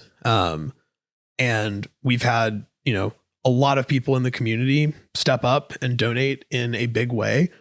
But, I think something about nonprofits that people don't understand is they cannot just be funded by, very wealthy people. Like the IRS looks at your revenue and you have to meet what's called a public support test.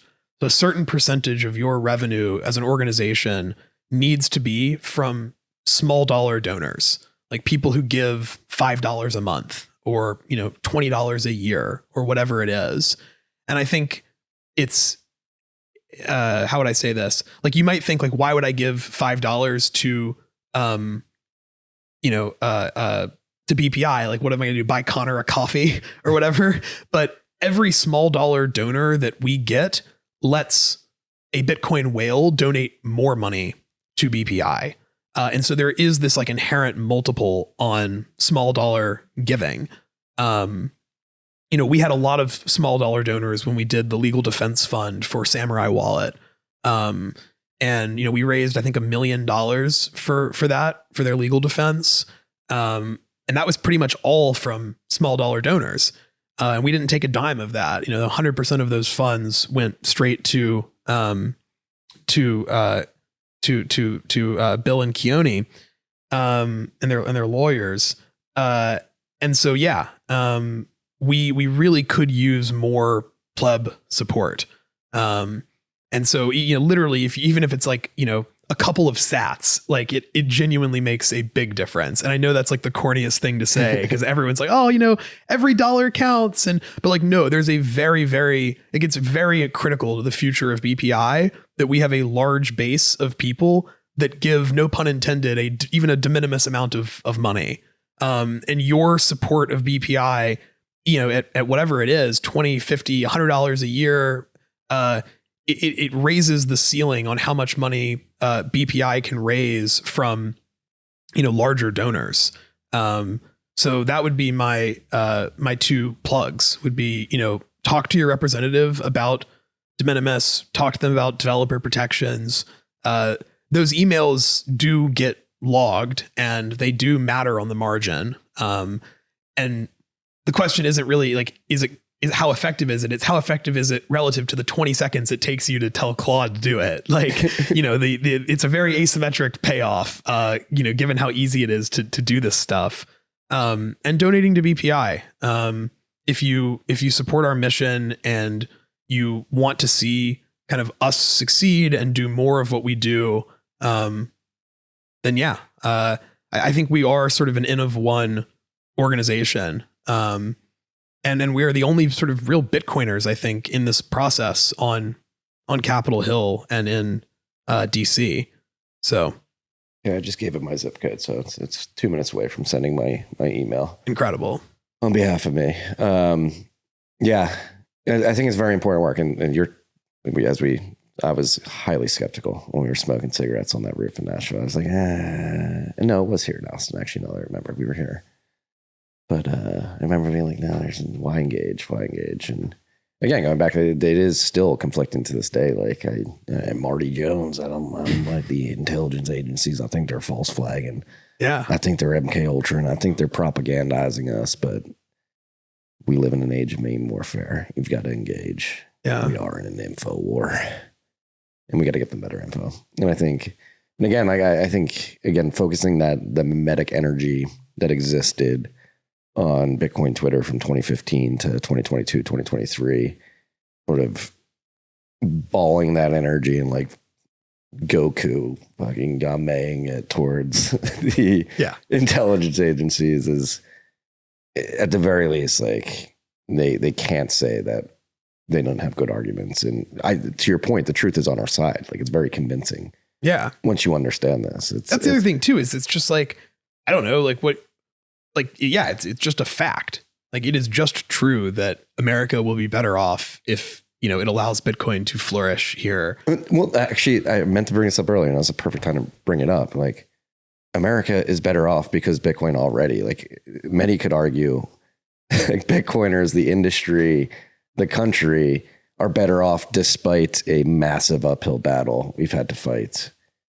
We had to fight up until 2020, the end of 2024. Like we were under attack multiple times. And despite all of that, despite the relative uncertainty that loomed over the industry for so many years, like people persisted and knew like, hey, the risk is worth it. And we're going to persist, and we're going to keep accumulating Bitcoin, and we're going to keep building companies. And I think that is a testament as well. Like we've done so much despite, imagine what we can do if we have tailwinds instead of headwinds. Yeah, exactly. I don't know. I think another, to your point of like the duality of like, I think I am way more sympathetic to, like, I see every now and then, like, sort of criticism of BPI, really just because I think people are philosophically against the idea of doing this. And I think of everyone at BPI, I'm probably the most sympathetic to those arguments. Like, I think everyone else on my team is like, that's fucking stupid. I spent like a lot of time, like over a year, just sort of like thinking very deeply about whether this was a good idea or not. And I think one of the places where I just sort of landed was, the world where I'm wrong is just too depressing for me to accept. Like, if it really is the case that we have no agency, there's nothing we can do, and our lives are solely at the mercy and discretion of, nameless, unelected bureaucrats, and, you are just a little like goy cattle. There's not, you just sit there and you eat the grass and you live in the pod and you go die in Iran when the state tells you to, and there's just nothing you can do. Like, I don't know. That's an incredibly like low agency view of the world. And that's just too depressing. Like, yeah. I just sort of have to choose to believe that the state is not a monolith. Like, we anthropomorphize the state into like this gargantuan, like it's just people. Yeah. It's literally just human beings, and human beings are just fundamentally persuadable. They are, they're not monolithic. Like, they're just people. And in the same way that, we got the entire world to believe in magic internet money and, we memed this, like we as in the Bitcoin community, memed a new form of money into it. Like, Bitcoin itself is one of the most high agency things that has ever happened, ever. Mm-hmm. Like, the sheer audacity of a bunch of nerds on a talk forum and on a mailing list before that to say, this thing, money, that is the exclusive purview of nation states, actually, like, we can draw little like wizard memes and just like, orange coin good and, whatever. Like, you think the audacity to believe that you can, meme a new form of money and value into existence, is so inspiring. Like, that's like why I got obsessed with Bitcoin. Like, I got completely one-shotted by that. It's fun. And I, my initial kind of coming into Bitcoin was like, wow, this is overwhelmingly likely to fail. But what if it doesn't? And I feel like that was the attitude of a lot of early Bitcoiners. Like, when I went down the rabbit hole and started reading all of these, this like sort of pages and pages of discussion on the talk forum and on the mailing list, it was so cool because it felt like the smartest people in the world were kind of here talking about this. And the attitude was very intellectually humble. Like, it was, this will probably fail. It will probably go to the gulag, or, this will blow up or get shut down or whatever. Every once in a while, Hal Finney would be like, but if it does work. But if it does work, how cool would that be? And so I think there's been this weird pivot in the kind of median attitude of Bitcoiners, kind of in some ways away from that spirit of like, you can just do things and agency, to this weird kind of sort of politics of inevitability of Bitcoin is inevitable and we're going to win no matter what. And also, the state hating us and hating Bitcoin is inevitable. And there's nothing we can do about that. And I think both of those are just wildly retarded and like dangerous, like stupid fucking views. And whether they're, and honestly, they're just depressing views. Mm-hmm. And to me, that is like the antithesis of Bitcoin. Like Bitcoin is fundamentally a project of like human agency and an ability to say, yeah, we can opt out. Like we can do something different. We can change the course of history and change the timeline. And that's kind of, you know, in a less cool way, but like sort of same mental model. That's how I feel about this type of work. Is like, I don't know, my options are what? Sit there and do nothing and just accept that I have no control over my life, that we as Americans have no control over how our government treats Bitcoin. Like I'm sort of, again, I'm sympathetic to people who view the world that way, but I just feel like those people have to be really unhappy. Yeah. Like that just can't, to me, that is not a sort of mental model of the world that is, you know, compatible with like being well adjusted. Very black pill. It's just so black pill. Very incel driven. Yeah. It's just really depressing. It's, I'm getting reinvigorated. I was actually saying this week has been very reinvigorating for me. Because the Coinbase stuff really pissed me off. Like I was like, are you kidding me? Are you kidding me, Coinbase? And the fact that the Bitcoin community, the internet's Coinbase reacted the way they did. It was like, yeah, we're back in the SNI dinner. Pierre was described as somebody back in 2015 on Twitter. He'd get in a phone booth with like Paul Krugman and like knife him. Yeah. Like, it felt like that energy, that mimetic energy that existed between 2015 and 2022. And most people are new to this stuff. And we're talking like the mimetic energy of Bitcoin Twitter in that era was so strong, so powerful, so much fun. It's been lost, but this week I feel like a little bit of it came back. Yeah. And I'm not trying to blow smoke up my own ass, be like, I did that. But like, I don't know. There's like a weird convergence of things happening right now.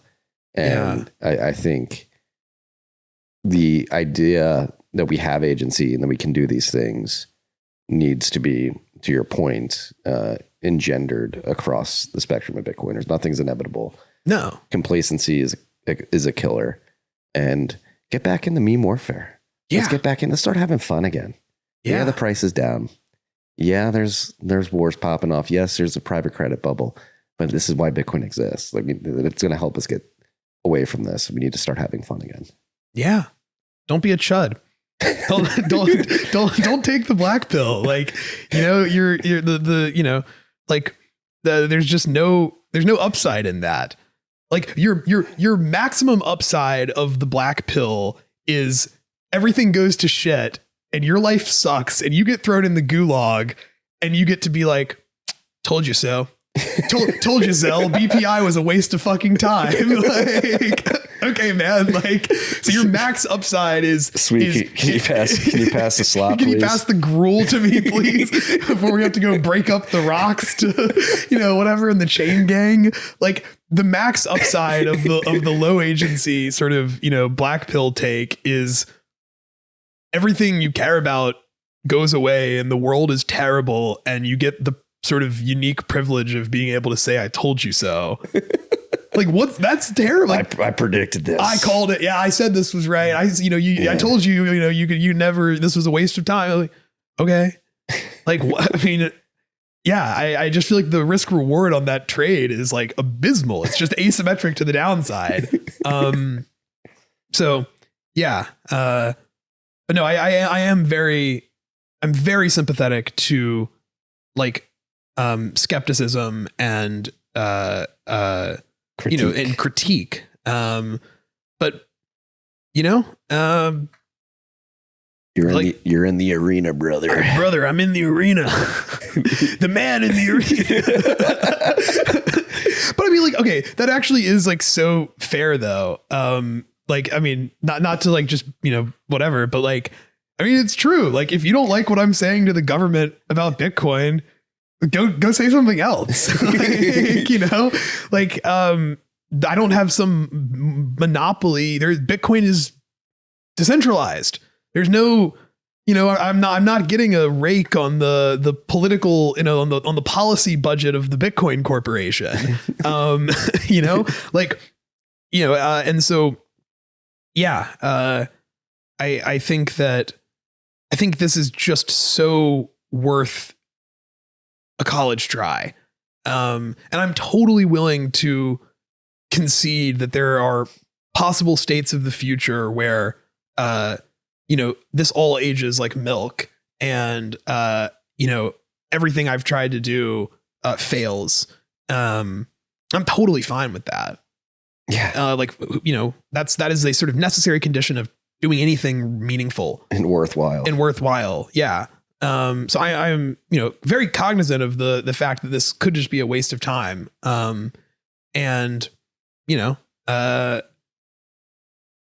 like, I don't know. I have to believe that as easy as it is to take the black pill and as like depressing as the world can be, the moment that you just decide that you have no agency, you meme that into reality. Like everything you do is memeing something into reality.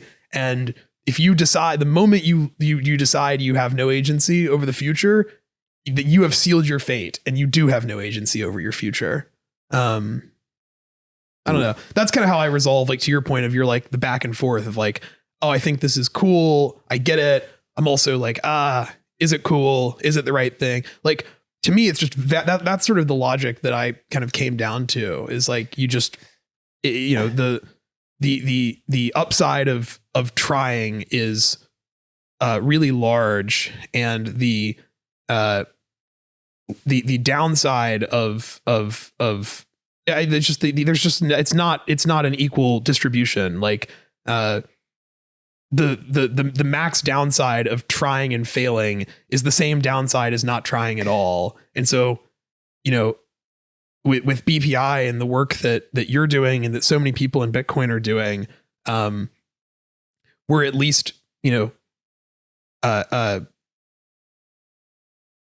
giving it a college try. Yeah. Trying to make the world a better place. Yeah. And like in sort of, yeah, exactly. Like sort of increasing the probability that we get to the good timeline. Yeah. We're going to get there. We're going to win. I know you got to get going. Yeah. So this has been an incredible pleasure. Can't believe it's been the first time. In person, so much better. Yeah, Logan, it is. Logan, it's so much better. Maybe I'll start, honey, I'm going to start traveling, do all in person. I'm going to become the next Peter McCormick. Don't worry, we're going to buy a soccer team though. Yeah. No, I think the work that you're doing is incredibly important. I think everybody, like, I really like the sort of last train of thought we ended on there, which is like, hey, do you want to live in a world where we're eating our gruel saying, I told you so? Or do you want to live in the world where it's like, wow, we fucking did it, boys. We fucking did it. Yeah. Like, Bitcoin is the standard monetary reserve asset of the world. We're using it as payments. The politicians have bent the knee. And the politics of inevitability is a psyop to make you complacent. Yes. Like, everyone who tells you that you have no agency and power is psyoping you into precisely that outcome. Mm-hmm. And we're going to win. We're going to win. Go get your $5 monthly donation to BPI set up, freaks. Peace and love. Thank you for listening to this episode of TFTC. If you've made it this far, I imagine you got some value out of the episode. If so, please share it far and wide with your friends and family. We're looking to get the word out there. Also, wherever you're listening, whether that's YouTube, Apple, Spotify, make sure you like and subscribe to the show. And if you can leave a rating on the podcasting platforms, that goes a long way. Last but not least, if you want to get these episodes a day early and ad-free, make sure you download the Fountain podcasting app. You can go to fountain.fm to find that. $5 a month, get you every episode a day early, ad-free. Helps the show, gives you incredible value. So please consider subscribing via Fountain as well. Thank you for your time, and until next time. Okay.